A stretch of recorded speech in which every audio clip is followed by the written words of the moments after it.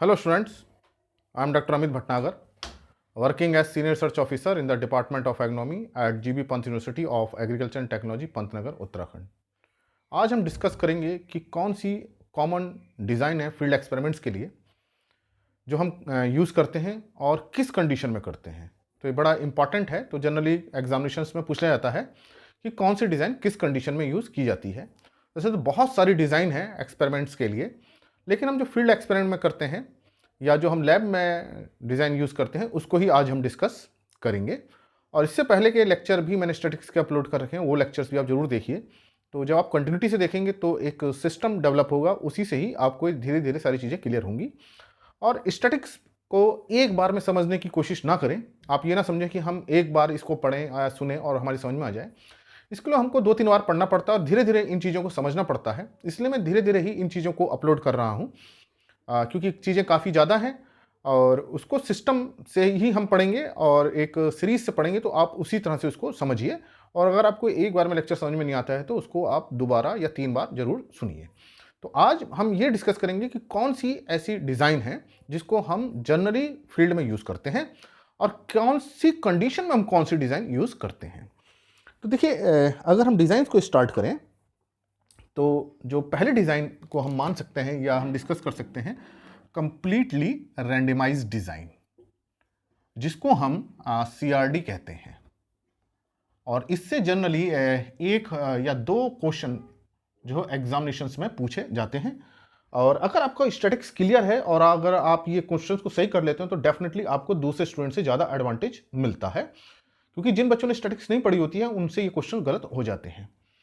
तो इसको देखिए हम क्या बोलते हैं, कंप्लीटली रैंडमाइज्ड ब्लॉक नहीं, ये डिज़ाइन है। डिज़ाइन ब्लॉक हम नहीं बनाते हैं इसमें, तो इसको बोलते हैं CRD।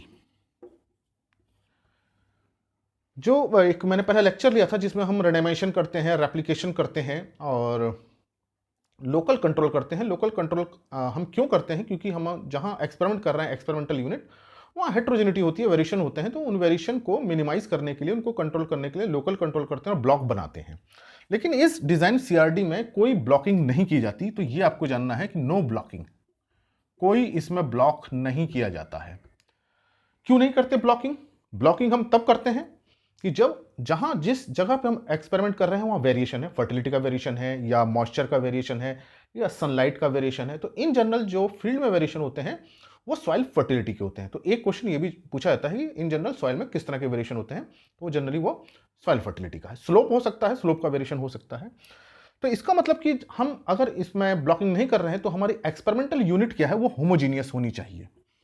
तो एक ये चीज भी एक क्लियर होती है कि एक्सपेरिमेंटल यूनिट्स होमोजीनियस हो। अब फील्ड में क्या हमको होमोजीनियस कंडीशन मिल सकती है? क्या ऐसा फील्ड मिल सकता है जिसमें सॉइल फर्टिलिटी का वेरिएशन ना हो, स्लोप का वेरिएशन ना हो, सनलाइट का वेरिएशन ना हो, मॉइस्चर कंटेंट का वेरिएशन ना हो? ऐसा फील्ड हमें कहीं नहीं मिल सकता। इस कारण से इस डिजाइन को हम फील्ड में यूज नहीं करते हैं। तो नॉट यूज्ड इन फील्ड, ये भी एक फिर हमारा क्वेश्चन बना, not used in field condition. तो फील्ड में हम इसको नहीं करेंगे, इस डिजाइन को यूज नहीं करेंगे। जब आपको समझ में आ गया क्यों नहीं करते हैं, क्योंकि फील्ड में वेरिएशन रहते हैं और वेरिएशन को कम करने के लिए हमें ब्लॉक बनाना पड़ता है और इस डिजाइन में हम ब्लॉक नहीं बनाते हैं। तो कौन सी ऐसी कंडीशंस हैं जहां होमोजीनियस होगी? देखिए, सबसे अच्छी कंडीशन लैब कंडीशन है। हम जो लैब में काम करते हैं, हम लैब का जो टेम्परेचर है, मॉइस्चर है, वो मेंटेन रहता है, पूरे कमरे का एक ही रहता है, या हम इसको किसी रेफ्रिजरेटर में रख रहे हैं या किसी इंस्ट्रूमेंट में रख रहे हैं, वहाँ कंडीशन क्या रहती है, सेम रहती है।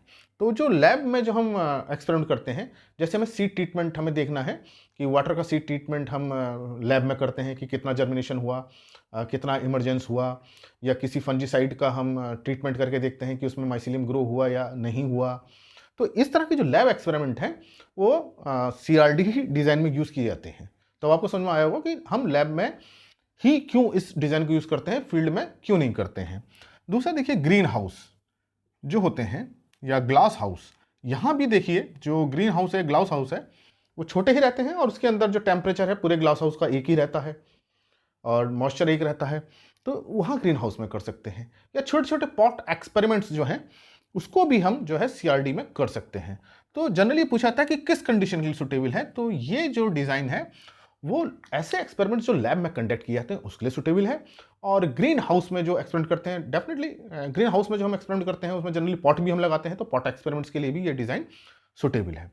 तो ये हमको क्लियर हुआ कि जो सीआरडी डिज़ाइन है, कंप्लीटली रैंडमाइज्ड डिज़ाइन, वो होमोजीनियस अगर एक्सपेरिमेंटल यूनिट्स हैं तभी हम उस डिज़ाइन को यूज़ करते हैं। अगर एक्सपेरिमेंटल यूनिट्स का मतलब क्या है, जहां हम कर रहे हैं, जैसे फील्ड है, ये एक एक्सपेरिमेंटल यूनिट है, तो जनरली हमारे लिए एक्सपेरिमेंटल यूनिट्स फील्ड है। लैब है, लैब के अंदर कर रहे हैं, वो एक्सपेरिमेंटल यूनिट है। ग्रीन हाउस है, वो भी एक्सपेरिमेंटल यूनिट है, जहां पे हम वो ट्रीटमेंट इंपोज कर रहे हैं, जहां एक्सपेरिमेंट कंडक्ट किया जा रहा है। तो लैब में, ग्रीन हाउस में होमोजेनियस कंडीशन होती हैं, वेरिएशंस बहुत कम होते हैं, इसलिए इस डिज़ाइन को यूज़ किया जाता है सीआरडी।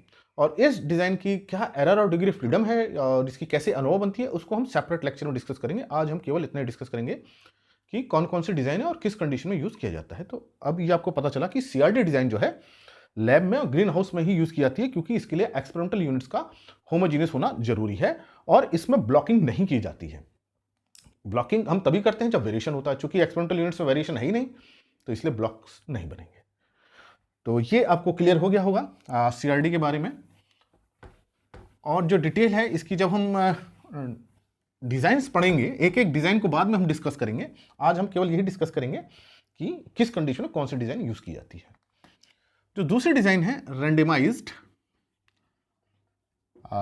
ब्लॉक डिज़ाइन, इसको हम आरबीडी कहते हैं,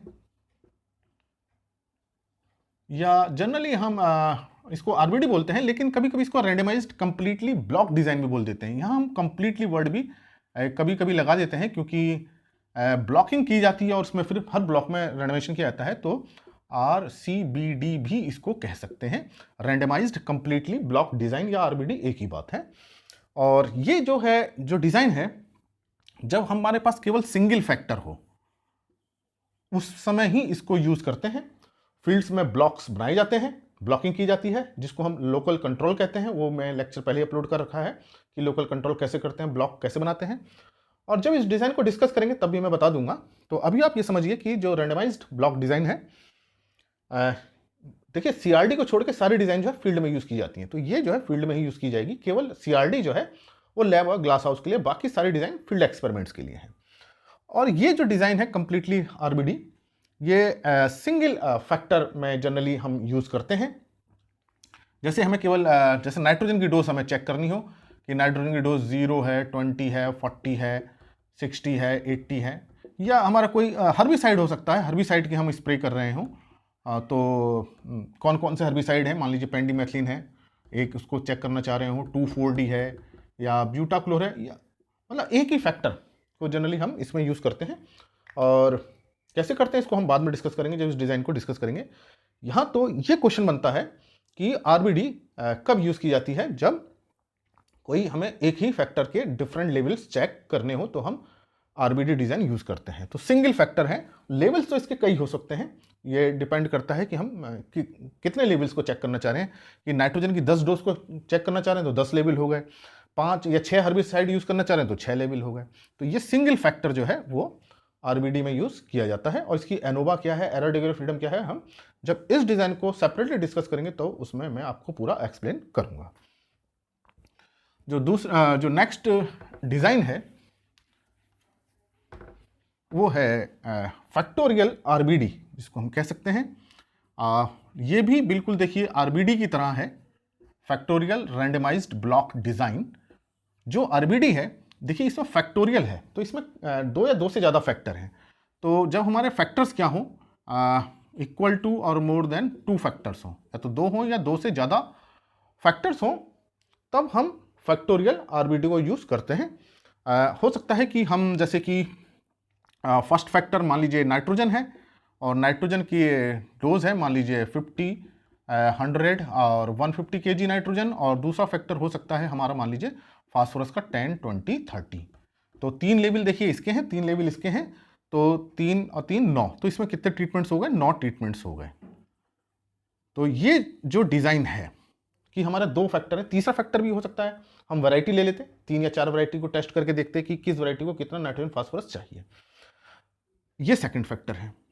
तो अगर मान लीजिए केवल हमें इसको चेक करना होता तो हम आरबीडी डिजाइन यूज करते, अगर हमें केवल फास्फोरस यूज करना होता तो हमें आरबीडी ही यूज करते। लेकिन अगर हम दोनों को एक साथ एक ही एक्सपेरिमेंट में चेक करना चाहते हैं तो हम फैक्टोरियल आरबीडी करेंगे।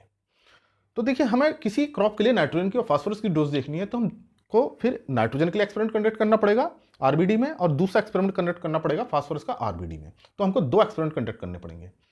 लेकिन अगर हम दोनों को एक साथ यूज कर लें, दोनों फैक्टर्स को, तो हम एक ही एक्सपेरिमेंट में कर सकते हैं फैक्टोरियल आरबीडी। एक तो ये फायदा होगा कि 2 फैक्टर्स को हमने एक ही एक्सपेरिमेंट में कर लिया, दूसरा इन दोनों के बीच का इंटरेक्शन भी हमें पता चल जाएगा, और आरबीडी में इंटरेक्शन पता नहीं चलता है। तो इसमें यह फायदा होता है फैक्टोरियल आरबीडी में, हमारी इंटरेक्शन स्टडी भी हो जाती है। ये तो पता ही चल जाता है कि कौन सा फैक्टर कैसा है, लेकिन इसमें हम इंटरेक्शन स्टडी भी अच्छी तरह से कर सकते हैं। तो ये एक बहुत ही अच्छी डिज़ाइन है और हाईली प्रिसाइज डिज़ाइन है, मतलब जिसमें हमारे रिजल्ट्स आते हैं बहुत अच्छे आते हैं, और फैक्टर्स की स्टडी भी होती है और इंटरेक्शन स्टडी भी होती है। इसकी अनोवा कैसे बनेगी और इसकी एरर डिग्री फ्रीडम कैसी होगी, इसको हम बाद में डिस्कस करेंगे। तो आपको पता चला सीआरडी कहाँ करेंगे, जब एक्सपेरिमेंटल यूनिट्स होमोजीनियस हो, और तो लैब में करेंगे या ग्रीन हाउस में करेंगे। दूसरा हमको पता चला आरबीडी कहाँ करेंगे, सिंगल फैक्टर डिजाइन में करेंगे, और फैक्टोरियल आरबीडी जब 2 फैक्टर हो, 3 फैक्टर हो, तब हम इसको यूज करेंगे, और इसमें इंटरेक्शन स्टडी भी की जाती है। जो नेक्स्ट डिजाइन जो हम कॉमनली यूज करते हैं वो हम करते हैं स्प्लिट प्लॉट डिजाइन। इसकी डिटेल हम बाद में पढ़ेंगे। आज हम केवल ये जानेंगे कि ये एक डिजाइन है एसपीडी जिसको हम बोलते हैं, और इससे जनरली बहुत क्वेश्चंस पूछे जाते हैं एग्जामिनेशंस में एसपीडी में। तो इसको भी हम तभी यूज करते हैं जब हमारे पास 2 फैक्टर्स हों, 2 से ज़्यादा भी फैक्टर में यूज कर सकते हैं। अब देखिए, जब 2 फैक्टर्स, जैसे मैंने बताया नाइट्रोजन फास्फोरस है, वो भी हो सकता है, कुछ भी हो सकता है, लेकिन 2 फैक्टर हैं तो हमको फिर फैक्टोरियल आरबीडी यूज करनी चाहिए। मान लीजिए कि एक पहला फैक्टर मान लीजिए टिलेज का है, जिसमें हम यूज कर रहे हैं 0 टिलेज, रिड्यूस टिलेज और कन्वेंशनल टिलेज। और मान लीजिए दूसरा फैक्टर जो है, हर टिलेज के साथ हम नाइट्रोजन डोज देखना चाह रहे हैं। नाइट्रोजन डोज 100 है, 150 है और 200 kg है। मान लीजिए इस तरह का एक्सपेरिमेंट है। तो देखिए, जो टिलेज है, जो हम प्लॉट्स बनाएंगे वो छोटे प्लॉट में एग्जीक्यूट नहीं हो सकता। ये नहीं हो सकता कि हम 0 टिलेज को 5 मीटर में करें और फिर नेक्स्ट 5 मीटर में जो हमारा प्लॉट बनता है उसमें हम रिड्यूस टिलेज कर लें, फिर नेक्स्ट 5 मीटर में कन्वेंशनल टिलेज कर लें। ऐसा नहीं हो सकता, क्योंकि टिलेज के लिए कम से कम हमें 50 मीटर की चाहिए, या 30 या 40 मीटर तो हमें चाहिए, क्योंकि जब हम ट्रैक्टर से करेंगे, जब हैरोइंग करेंगे या प्लाइंग करेंगे, जो भी टिलेज करेंगे उसमें ट्रैक्टर जब रन करेगा तो हमारे पास 25, 30, 40 मीटर की एक पट्टी होनी चाहिए, उसमें ही रन कर सकते हैं। तो अगर हम इसको फैक्टोरियल आरबीडी में अगर हम करेंगे तो ये जो ट्रीटमेंट है टिलेज वाला वो नहीं लग पाएगा छोटे प्लॉट में। तो इसका मतलब कि इसको क्या चाहिए, बड़े प्लॉट चाहिए, लार्ज प्लॉट चाहिए, ठीक है।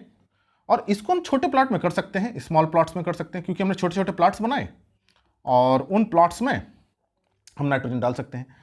तो मान लीजिए 5 गुणा 3 मीटर का एक प्लॉट बनाया हमने, 5 मीटर गुणा 3 मीटर का, तो एक छोटा प्लॉट है, इसमें हम हर प्लॉट में अलग अलग नाइट्रोजन की डोज डाल सकते हैं कैलकुलेट करके।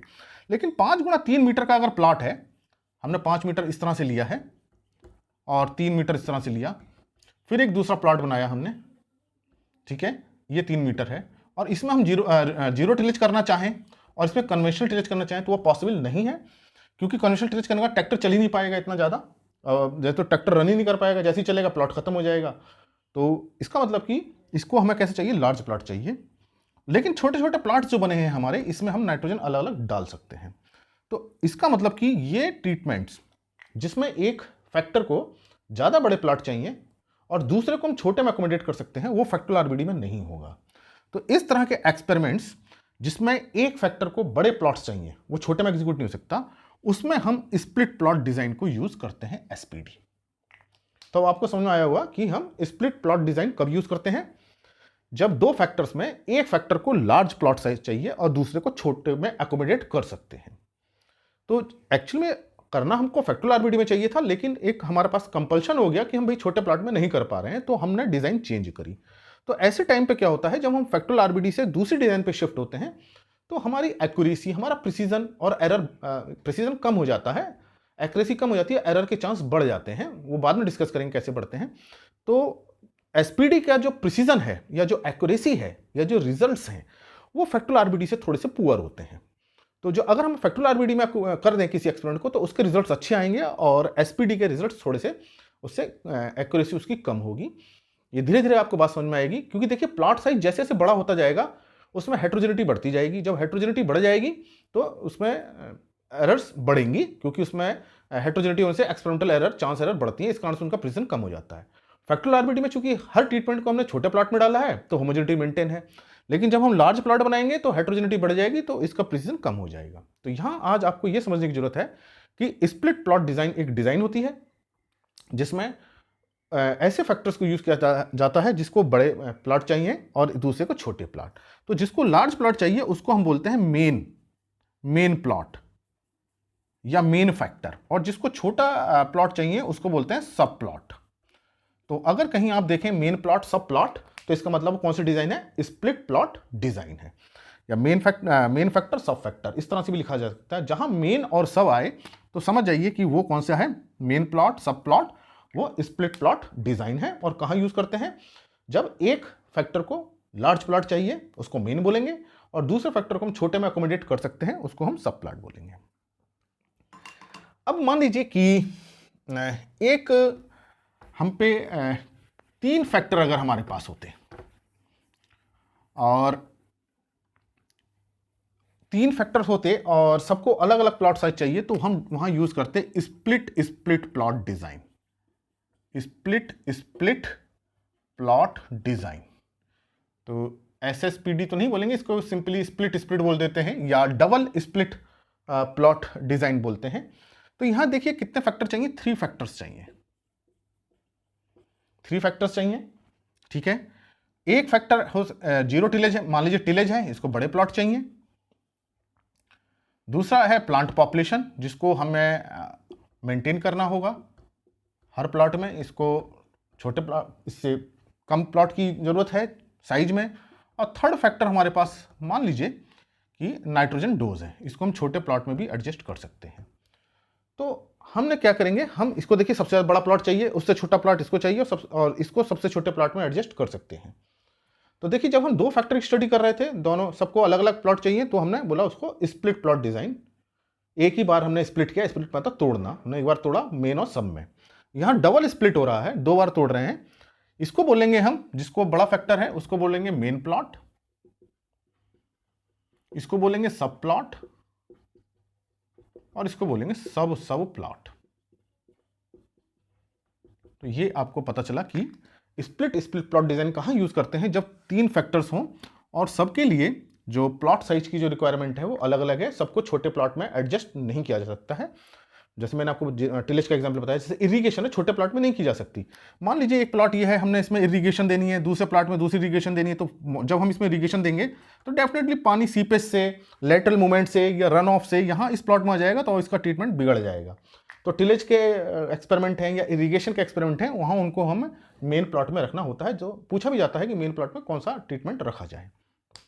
तो ये हुई स्प्लिट प्लॉट डिजाइन, जिसमें 3 फैक्टर्स होते हैं और तीनों की हम एक फैक्टर को सबसे बड़ा प्लॉट चाहिए, दूसरे को उससे छोटे में अकोमोडेट कर सकते हैं और तीसरे फैक्टर को सबसे छोटे प्लॉट में अकोमोडेट कर सकते हैं।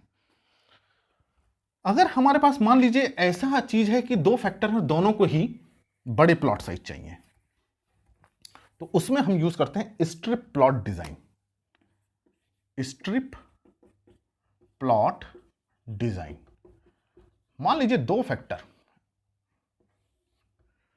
इसको एसपीडी नहीं बोलेंगे, एसपीडी स्प्लिट प्लॉट डिजाइन के लिए ही बोला जाता है। ये इस स्ट्रिप है, ये स्ट्रिप मतलब पट्टियां। मान लीजिए 2 फैक्टर्स हैं और दोनों को ही लार्ज प्लॉट साइज चाहिए। मान लीजिए पहला फैक्टर टिलेज है जिसमें हमारा 0 टिलेज है, कन्वेंशनल टिलेज है, और दूसरा प्लॉट मान लीजिए इरिगेशन है।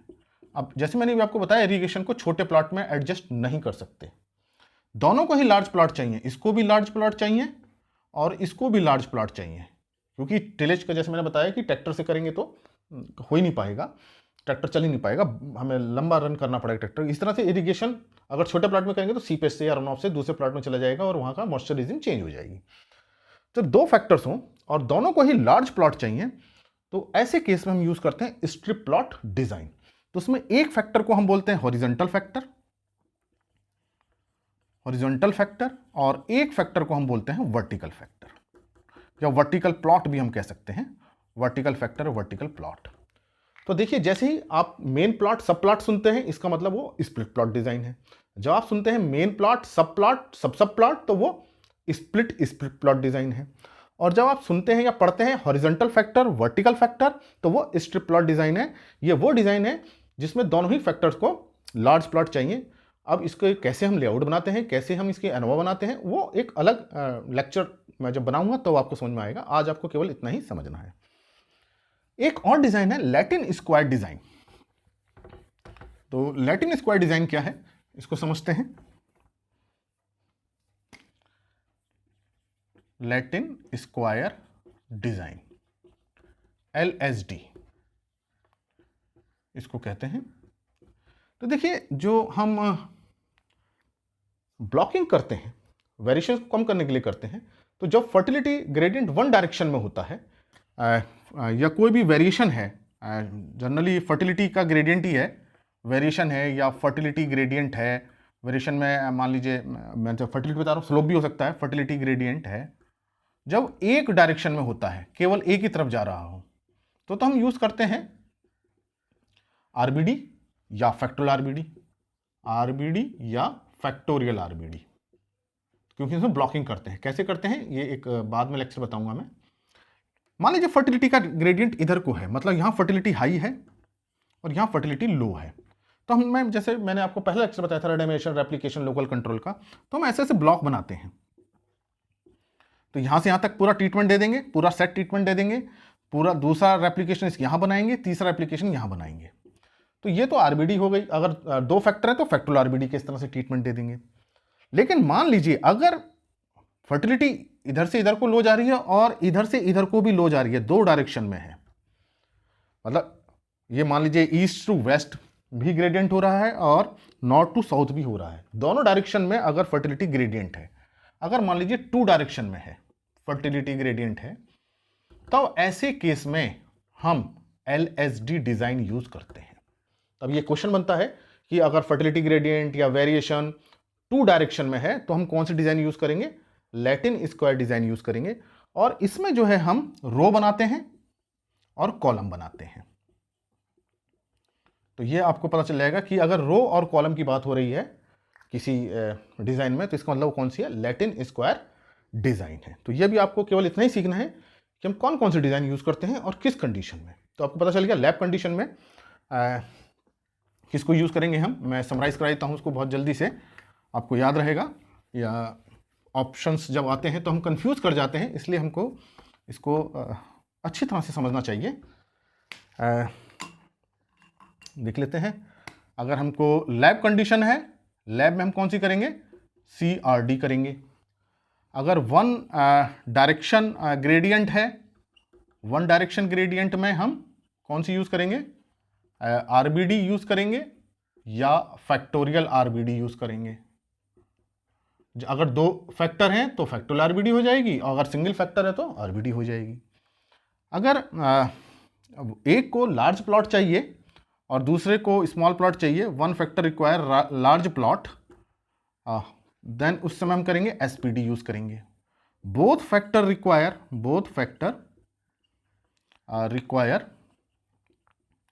लार्ज प्लॉट, तो हम इसमें कौन सी करेंगे, स्ट्रिप प्लॉट यूज करेंगे।